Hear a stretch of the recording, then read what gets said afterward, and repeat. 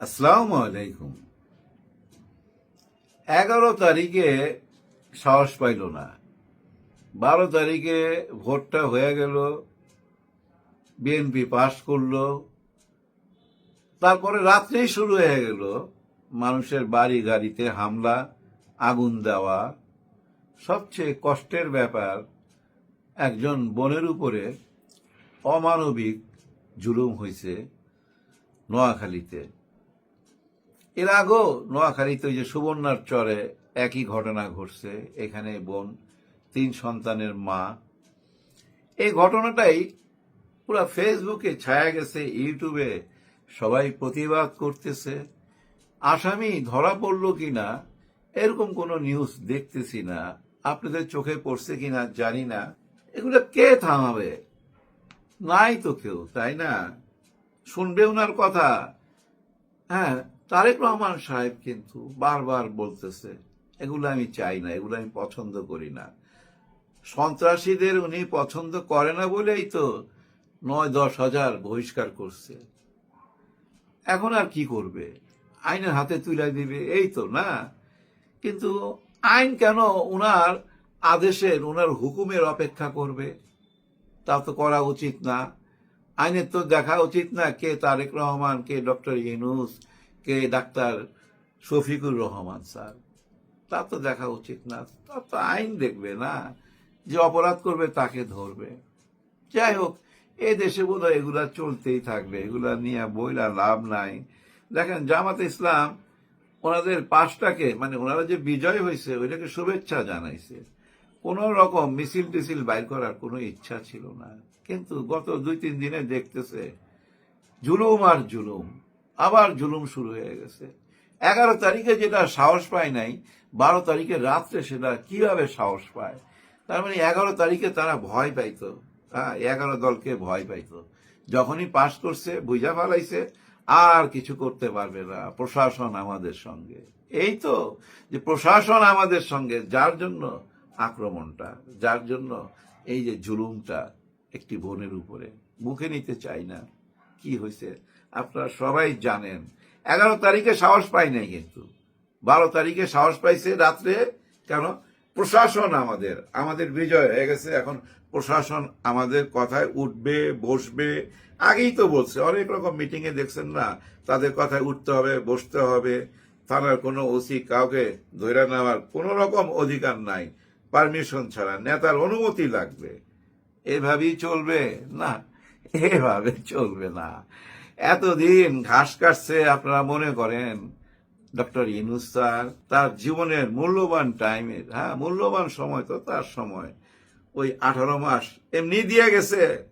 আরে ডক্টর ইউনূস একটা জিনিস রে ভাই, জিনিস কি কইরা রাইখা গেছে, হারে হারে টের পাবেন। ছোটবেলায় যখন রোজার চাঁদ উঠতো না, আমি ছাদে যাই খুব লাফাইতাম। নারিন্দায় ছিলাম তখন, এই কত 13-14 বছর বয়স, নারিন্দায়। তো চাঁদ দেখা, মানে রোজার চাঁদ দেখা খুব লাফায়া লুফায়া ঘরে যখন ফিরছি, আমার মায় কইতাছে, ইরে চাঁদ দেখি লাফাইচ্ছা, রোজা আগ করাইব।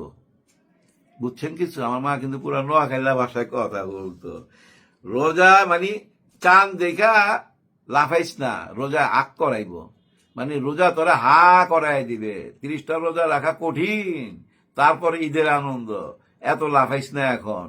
তার মানে কি জানেন, চাঁদ দেখা লাফানো যাবে না। নির্বাচনে পাশ করে ফেলাইছেন, লাফানো যাবে না। কঠিন সময় তো, কঠিন পরীক্ষার মধ্যে ফেলে দিছে ডক্টর ইউনূস। গিট্টু মারা ব্রেন তো, একদম গিট্টু মারা ব্রেন। এমন এমন প্যাচ খেলা গেছে যেখান থেকে বাইর হইতে পারবেন না। অনেকে মনে করতেছেন জামাত ইসলাম হেরে গেছে। না, জামাত ইসলাম হেরে যায় নাই। জামাত ইসলাম না, জিতে গেছে। জামাত ইসলাম জিতে গেছে। আপনারা এই আর 5-6 দিনের মধ্যেই টের পাবেন, আপনারা নিজেরাই বলবেন জামাত ইসলাম জিতে গেছে। এখনই দেখেন 30টা আসন নিয়ে অলরেডি মামলায় চলে গেছে, কিন্তু এই 30টা আসনে জালিয়াতি হয়েছে। এখান থেকে ধরেন একটি আসনও যদি আবার বাইর হয় নতুন কইরা যে না এটা ভুল, এটা সত্য, মানে যে পাশ করছিল সে ভুল, এটা সত্য, তার মানে বাকি যে 29টা আছে না, এই 29টার মধ্যে অর্ধেকের বেশি এরকম ফলাফল আসবে।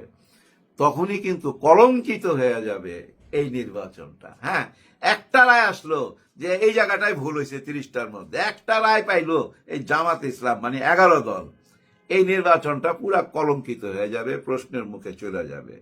কিন্তু তা বলে কি আবার নির্বাচন হবে? না, এটা চাঁদের কলঙ্ক। ডক্টর ইউনূস স্যার একটা নির্বাচন দিতে চাইছিল চাঁদের মতো নির্বাচন, সেটা হয়ে গেছে ওই কলঙ্কিত চাঁদ, মানে ওই যে একটু কালো কালো দাগ, এটা থাকবে, এটা মাইনা নিতে হবে, এটা মাইনা নিয়েই সামনে আগাইতে হবে। এই যে আগামীকাল জামাত ইসলাম নামতেছে, কেন নামতেছে? নামতে বাধ্য হইতেছে, রাস্তায় বিক্ষোভ মিছিল করতে বাধ্য। কারণ কি জানেন ভাই, আপনার উপরে জুলুম হয় নাই, আমার উপরও জুলুম হয় নাই। যার উপরে জুলুম হয়েছে সে তো জানে। যার বাসায় রাত্রে আক্রমণ হয়েছে, ওই বাসার মা বোনদের অবস্থাটা দেখেন, বাচ্চাদের অবস্থাটা দেখেন, কতটা ভয় পাইছে, বাড়িতে আগুন জ্বালায় দিছে। এরকম 15টার প্রমাণ আছে এই 11 দলের হাতে, 15টার একদম চাক্ষুষ প্রমাণ আছে, ভিডিও টিডিও সহকারে, ভয়েস আছে, সব আছে। কি করবেন এখন বলেন? দেখেন, তারেক রহমান কি এটা চায় যে ওনার দলের লোক এরকম কোন 3 বাচ্চার মাকে উঠায় নিয়ে যায়, যা ইচ্ছা তাই করুক? উনি কি চাইতে পারে? নিশ্চয়ই না। উনি মেয়ের কাছে মুখ দেখাবে কেমনে, ওয়াইফের কাছে মুখ দেখাবে কেমনে? ওনার সমাজ আছে না, সমাজের কাছে মুখ দেখাইতে পারবে যে আপনি ক্ষমতায় আসলেন, আপনার আমলে এরকম একটা ঘটনা ঘটলো? ওই একই ঘটনা ভাই ওই যে সুবর্ণার চরে ঘটছিল। ঠিক লজ্জার ব্যাপার, তাই না? কিন্তু কিছু করার নাই।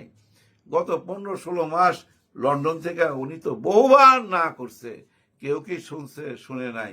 7,000, 8,000, শোনা যায় 10,000 বহিষ্কার হয়েছে, কেউ শুনে নাই। 200-র উপরে মৃত্যু হয়েছে, কেউ কি কোনো কথা রাখছে? রাখে নাই। এখন উনি ক্ষমতায় আসার পর যদি একই ঘটনা ঘটে, উনার বদনাম হচ্ছে না, উনার কলঙ্ক হচ্ছে না? উনার দল কি এটা বুঝে? বুঝে না। দেখেন, 5ই আগস্টের আগে এই 11 দল, মানে জামাত ইসলাম, বিএনপি, এরা মিলেই কিন্তু আওয়ামী লীগকে তাড়াইলো এই দেশ থেকে, তাই না? ঠিক নির্বাচনে ফলাফল দেওয়ার পর হঠাৎ কইরা আওয়ামী লীগ আর ওনারা এক হয়ে যায়। এই যে আক্রমণটা, এই আক্রমণের পিছনে কিন্তু ওই এক হওয়াটা, এটা মাথায় রাখেন। বিভিন্ন জায়গায় অফিস উদ্বোধন হইতেছে, আবার ছবি লাগাইতেছে। আজকে দেখলাম আবার এই 32 নম্বরে এক স্যার, ঢাকা বিশ্ববিদ্যালয়ের এক টিচার যায় এখানে হাজির, ওনার আবেগ উপচায় পড়তেছে। আরে ভাই, ধৈর্য ধরেন, আরো অনেকেই যাইতেছে এই 32-এর দিকে। এখন যাওয়ার দরকার ছিল না। মানুষের ভিতরে তো তৈরি হইতেছে 32 নিয়ে আবেগ তৈরি হইতেছে। বুঝেন না কেন? ফজলুর রহমান সাহেব, বীর মুক্তিযোদ্ধা ফজলুর রহমান সাহেব, উনি পাস করছে। উনি পাস করা মানে কি? 71-এর জয়। উনি তো 71-এর কারণেই পাস করছে। ওই 32 নম্বর এই ফজলুর রহমান সাহেবই নিজের হাতে ঠিক করে দিবে। আপনারা চিন্তা করতেছেন কেন? এখনই যাইতে হবে কেন? মানুষের ভিতরে আরো আবেগ তৈরি হইতে দেন না। উনি তো বলছে, মানে তারেক রহমান সাহেব বলছেই তো, পুতুল এবং সজীব ওয়াজের জয়, ওনারা আসতে পারবে। হ্যাঁ, ওনারা আসবে একটা দিন, ওই দিনের তো অপেক্ষা করবেন। এখন আবেগ দিয়া, ডাইলা দিয়া এই সরকারে একটা বিপদে ফালাইতেছেন, তো বহু রকম প্রশ্নের মুখে ফালাই দিতেছেন। এর মধ্যে শুনতেছি মোদিজি আসবেন, এটা নিয়ে অনেক কথা, অনেক রকম প্রশ্ন। আমার তো মনে হয় ভাই, বিক্ষোভ মিছিল মিটিং এরকম আরম্ভ হয়ে যাবে যদি মোদিজি আসে। এর আগে যে আসছিল ওই একই ঘটনা ঘটছে, অনেককে শাহাদাত বরণ করতে হয়েছে। আবার এরকম কিছু ঘটুক, বিশ্বাস করেন আমি চাই না। তবে আমার মনে হয় জানেন, এটা গুজব। উনি আসবেন কেন? ওনাকে দাওয়াত করলেই তো উনি আসবেন। ইনারা কি দাওয়াত করছেন? না, এরকম কিছু না। সব দেশের কিছু বড় বড় মাথা, যারা বড় বড় মিনিস্টার, তারা আসবে, এইটাই হইতে পারে। মোদিজি আসবে না। যাই হোক, পার্শ্ববর্তী দেশের সাথে আমাদের কি সম্পর্ক, এটা এখন আমরা দেখব বর্তমান সরকার যারা আসছে তাদের মাধ্যমে। আর ডক্টর ইউনূস স্যার গত 17 মাসে কি কি রাস্তা বানায় থিয়া গেল, কি কি কাঠামো তৈরি করে থিয়া গেল, এটার বাস্তবায়ন হইতে যাচ্ছে আগামীতে। এখন কি হবে জানেন? এই টক শোতে সব জায়গায় একটা প্রতিবাদ দেখবেন। একটা জিনিস কোনো মতেই মাইনা নিতে চাইবে না। দুইটা পক্ষে বৈঠা যাবে। এক পক্ষে বলবে যে না না না, ওনারা তো অনেক আসন নিয়ে পাশ করছে, ওনাদের ওই হ্যাঁ ভোট না ভোট মানার দরকার নাই, অর্থাৎ গণভোট মানার দরকার নাই। এটা কিন্তু এখন আলোচনার মধ্যে চলে আসবে। কিন্তু কোনো উপায় নাই। ডক্টর ইউনূস স্যার কঠিন জিনিস, ওই ব্যবস্থা কইরা থিয়ে গেছে, আপনারা আর পিছু হটতে পারবেন না। উনি যে বলতো না, আমাদের আর পিছে যাওয়ার কোনো রাস্তা নাই, সামনে যেতেই হবে, ওয়ান ওয়ে রোড তো। ওই ওয়ান ওয়ে রোডের মধ্যে ঢুকাই দিছে। তো ওই যে শপথটা নিলেন না, ওই শপথ পড়ার সঙ্গে সঙ্গেই বিসমিল্লাহ কইরা পা দিলেন ওয়ান ওয়ে রোডে। এই যে গণভোট, এই গণভোটের ক খ গ ঘ শুনছেন না? 4টা ব্যাপার আছে, 4টা ধারা আছে। এই 4টা ধারার সাথে আরো 84টা ধারা আছে। কিন্তু ওই 84টা ধারার মধ্যে অনেক কিছু লেখা। এর মধ্যে এমনও লেখা আছে, এই যে আমি কথা বলতেছি, আমি সমালোচনা করতেছি, আমার মুখ বন্ধ করতে পারবেন না। হ্যাঁ, আপনার কোনো ক্ষমতা নাই। সমস্ত ক্ষমতার অধিকার দিয়ে গেছে জনগণকে। আল্লাহর উপরে ভরসা রাখা দেশের মালিক জনগণকে বানায় দিয়ে গেছে ডক্টর ইউনূস স্যার। শপথ নেওয়ার সঙ্গে সঙ্গেই আপনাকে ছাইরা দিতে হবে চেয়ারম্যানের পদটা, দলের চেয়ারম্যানের পদটা। এবং দেখেন, যে প্রেসিডেন্ট হবে তার হাত থেকে কায়রা নেওয়া হয়েছে। আপনার ফাঁসির আসামিকে আর ছাড়তে পারবেন না। আবার এই যে দেখেন, পুলিশ ভাই বোনদেরকে যে ব্যবহার করে রাজনীতিবিদরা, বড় বড় নেতারা ব্যবহার করে না, হুকুম দেয় না, ওরে ছাইরা দাও, ওরে ধইরা নিয়ে আসো, এগুলা তো বলে। সেই সুযোগ নাই, উনি ওই ব্যবস্থাই কইরা দিয়ে গেছে। এখানে এমন একটা ব্যবস্থা কইরা দিয়ে গেছে ডক্টর ইউনূস স্যার, কোন নেতার কথা শুনতে হবে না কোন পুলিশকে। এখন পুলিশ যদি ইচ্ছা করে আইসা ভাই নিজে মাথা নত করে, নিজে চামচামি করে, দালালি করে, সেটা অন্য কথা। কিন্তু সেইটা দেখার জন্য, পুলিশকে দেখার জন্য, পুলিশ ওই আকাম করতেছে কিনা ওইটা দেখার জন্য পুলিশ কমিশন গঠন করা হয়েছে। ওইখানে অনেককে দায়িত্ব দেওয়া হয়েছে, কেউ কোনো আকাম করে কিনা সেটা দেখার জন্য। যদি ভোটের হিসাব করেন যে কে কি পরিমাণ ভোট পাইছে, কত শতাংশ ভোট পাইছে, 49% ভোট পাইছে ঢাকার 15টা আসনে 11 দল এবং জামাতে ইসলাম 11 দল মিলা 49% ভোট পাইছে। আর 51% ভোট পাইছে বিএনপি এবং ওনার দলে যারা আছে। দেখছেন, খুব কাছাকাছি। টোটাল ভোট যদি হিসাব করেন সারা বাংলাদেশের, তাহলে দেখেন ভোট পাইছে বিএনপি এবং তার দলের লোকরা ভোট পাইছে 47% সারা দেশের। আর 11 দল পাইছে 44%। খুব কাছাকাছি না? এতে কি দাঁড়াইলো জানেন? ওই যে উচ্চ কক্ষ শুনে আসতেছিলাম, ওইখানে কিন্তু 100 জন এমপি আছে। এরা বাছাই হবে কিভাবে? এই যে আমরা ভোট দিলাম, কে কত শতাংশ ভোট পাইছে, ওই অনুযায়ী এমপি বাই করা হবে ওই উচ্চ কক্ষের জন্য। এখানে দেখেন 11 দলের এমপি যাবে 44 জন ওনাদের ওই ভোটের হিসাবে। আর বড় দল থেকে যাবে, মানে বিএনপি থেকে যাবে 47 জন। এখানেও দেখেন কাছাকাছি। এখন দেখেন 47 জন মানে কিন্তু 50 জন না, মানে আপনাকে কোনো আইন পাশ করতে গেলে 51 জন লাগবে। তার মানে 47 মানে ওনারা আরো 4 জন লাগবে ওনাদের যদি কোনো আইন পাশ করাইতে হয়। আবার জামাতে ইসলামকে যদি কোনো আইন পাশ করাইতে হয়, ওনাদের তো 44 জন, তার মানে ওনাদের 7 জন লাগবে। এরা কারা? এরা হচ্ছে ভাই সে কিংস পার্টি, মানে এনসিপি। এনসিপি থেকে যাবে 6 জন এমপি যাবে ওইখানে। আরো যারা আছে স্বতন্ত্র দাঁড়াইছিল তাদের ওইখান থেকে যাবে, এইভাবে 9 জন। এই 9 জন মিলাই কিন্তু একটা কিংস পার্টি। এই 9 জন মিলা যাকে সাপোর্ট দিবে, মনে করেন যারা 47% তাদেরকে যদি সাপোর্ট দেয় কয়েকজন, 51 জন হয়ে যায়, তাহলে পাস। আবার যদি জামাতে ইসলামকে সাপোর্ট দেয়, তাহলে জামাতে ইসলামেরটা পাস। এখানে কি পাস হবে? ওই যে নিম্ন কক্ষে 300 এমপি যদি কোনো আইন পাশ করতে চায়, ছোট্ট ঘটনা দিয়ে বোঝাই, ধরেন ভারতের সঙ্গে কোনো একটা দলিল ওনারা চুক্তিপত্র করতে চায়, তখন কি দাঁড়াবে জানেন? ওইটা নিম্ন কক্ষে পাশ করতে পারবে না, নিম্ন কক্ষে প্রস্তাব দিতে পারবে, এটা উচ্চ কক্ষে যাবে, উচ্চ কক্ষে যায় ওইটা পাশ হইতে পারবে। এখন ওইটা ন্যায় অন্যায় বিচার করবে ওই উচ্চ কক্ষ। হুট করে আপনি পাশ করাইতে পারবেন না, হুট করে ইচ্ছা করলে যা ইচ্ছা তাই করতে পারবেন না। যেমন আগের সরকার করছিল যে তত্ত্বাবধায়ক সরকার মানি না, এমপিরা সই করে দিছে, আদালত ওইটা পাশ হয়ে গেছে, আদালত ওই সুযোগ পাবে না, এমপিরা ওই কথা বলতে পারবে না, বললে ওইটা উচ্চ কক্ষে যাবে। তার মানে কোনো চিন্তার কিছু নাই। ওই যে প্রথমেই বললাম না, doctor Yunus sir the brain, উনি উনার 17 মাস 18 মাস জীবনের মূল্যবান সময়টা এমন ভাবে ব্যয় করে গেছে, এমন ভাবে একটা প্ল্যাটফর্ম তৈরি করে গেছে, এমন একটা রাস্তা তৈরি করে গেছে, ওই রাস্তা দিয়ে সবাইকে হাঁটতে হবে, পিছনে যাওয়ার কোনো সুযোগ নাই। আর ওই রাস্তা দিয়ে হাঁটতে হাঁটতে কি দেখবেন জানেন? দিনকে দিন একটা নতুন বাংলাদেশ ফুটে উঠবে। কেউ কোনো রকম রাজারি স্বৈরাচারী হইতে পারবেন না। শপথ নেওয়ার পর দিন থেকেই এটা মাথায় রাখেন, ঘাবড়াবার কিছু নাই। হয়েছে কি জানেন? কোন দলের মধ্যে যদি মনে করেন আমি একটা দল চালাই, আমাকে যদি কেউ না মানে ওই দলটা আমি চালাইতে পারুম না। আমাকে এমন কঠিন অবস্থায় যাইতে হবে যেন আমাকে সবাই মানে। কিন্তু সবচেয়ে বড় কথা, সবচেয়ে বড় প্রশ্নটা রাইখা চলে যেতেছি। দেখেন, তারেক রহমান সাহেব নিশ্চয়ই শপথ নেওয়ার পর দিন থেকে ওই ডেভিল হান্ট 2-কে ডেভিল হান্ট 3 নাম দিয়া বা নতুন কোন নাম দিয়া নিশ্চয়ই একটা চিরুনি অপারেশন চালাবে। যদি অপারেশন না চালায়, ওনার এই দল ওনাকেই বদনাম করে দিবে, ওনাকে কলঙ্কিত করে দিবে। আপনারা লেখা রাখেন, বিএনপি শত্রু, বিএনপি, অন্য কোন শত্রু দরকার হবে না। আগামী 5 বছর দেশ চালানো এত সহজ হবে না, অনেক কঠিন হবে। কারণ কি জানেন, ওই আগের মতো আর বিরোধী দল থাকবে না। গৃহপালিত কোনো বিরোধী দল নাই তো। ওই রাস্তা যায় মিছিল করবে, মিটিং করবে, রাস্তার গাড়ি ভাঙবে, আগুন দিবে। এই বিরোধী দল সেই বিরোধী দল না। এই বিরোধী দল কি করবে জানেন, আরেকটা ছায়া সরকার গঠন করবে।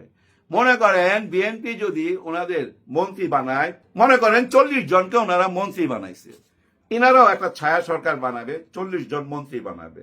ধরেন ওনাদের একজন যোগাযোগ মন্ত্রী আছে, উনি একটা বাজেট দিল। কাদের? বিএনপির যোগাযোগ মন্ত্রী সংসদে বাজেট দিল যে আমি এই 1000 কিলোমিটার রাস্তা বানাইতে চাই এই পাহাড়ি অঞ্চলে, এটার জন্য 5000 কোটি টাকা লাগবে। উনি বাজেট দিল। ওই যে ছায়া সরকারের মানে 11 দলের যে সরকার, তারও একটা যোগাযোগ মন্ত্রী থাকবে, ওটা ছায়া মন্ত্রী।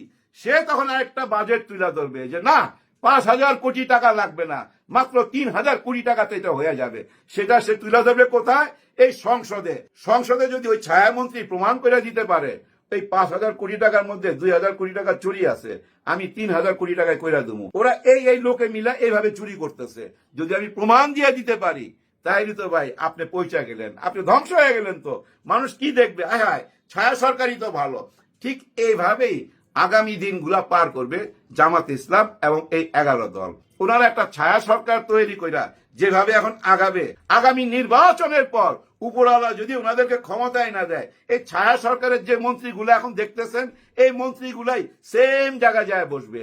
এখানে যারা যোগাযোগ মন্ত্রী ছিল, ওরা যায় ওই যোগাযোগ মন্ত্রীতে বসবে। যে ছায়া স্বরাষ্ট্রমন্ত্রী ছিল, সে আসল স্বরাষ্ট্রমন্ত্রী হয়ে যাবে যদি আল্লাহ তাআলা পাশ করায় দেয়। ওই দিনগুলোর জন্য এখনই ওনারা রাস্তায় নাইমা গেছে। এটাই ওনাদের পরিকল্পনা। আমি মনে করি এটাই সুন্দর পরিকল্পনা। তবে প্রতিবাদ থাকতে হবে অন্যায় বিরুদ্ধে। কেউ এসে কারো গায়ে হাত তুলবেন, কারো বাড়িতে আগুন জ্বালায় দিবেন, কারো মা বোনের ইজ্জত নিয়ে ছিনিমিনি খেলবেন, এটা মাইনা নেওয়া যায় না। আর প্রশাসনকে বলবো, ভাই কে কোন দল করে ওগুলা দেখতে যায়েন না, ওগুলা কানে নিয়েন না, চোখে দেখেন না, একদম অন্ধ হয়ে যান। আপনাদেরকে যে অন্যায় করবে তাকেই ধরতে হবে। যদি তা না করেন, তাহলে মনে নাই 5ই আগস্টে কি ঘটছিল? আমরা তো দেখছি ভাই, ওভার ব্রিজ থেকে ঝুলে রাখতে, আগুন জ্বলতে দেখছি না ভাই, থানায় থানায় আগুন জ্বলতে দেখছি না? ওরাও তো কারো মায়ের সন্তান, কারো বাবার সন্তান ছিল তো, তাই না? কিন্তু তাদেরকে ব্যবহার করা হয়েছে। ব্যবহার করার পর তাদেরকে এমন একটা জায়গায় নিয়ে ঠেকায় দেওয়া হয়েছে, তারা আর পিছনে হটতে পারতেছিল না। তারা বুঝতেছিল হ্যাঁ হাসিনা চলে গেল তো বিপদ, তাকে রাখতেই হবে, রাখতে হইবে বলেই গুলি চালাইতেছিল। গুলি চালায় কি পাইছে দেখেন, পুরো পরিবার গুলো ধ্বংস হয়ে গেছে। সেই পথে কেউ যায়েন না। জুলাইকে কেউ ভুলে যাওয়ার চেষ্টা করেন না।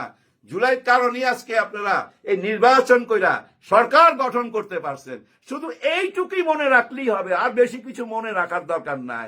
আর একটুখানি কাজ করতে হবে, কি সেটা জানেন?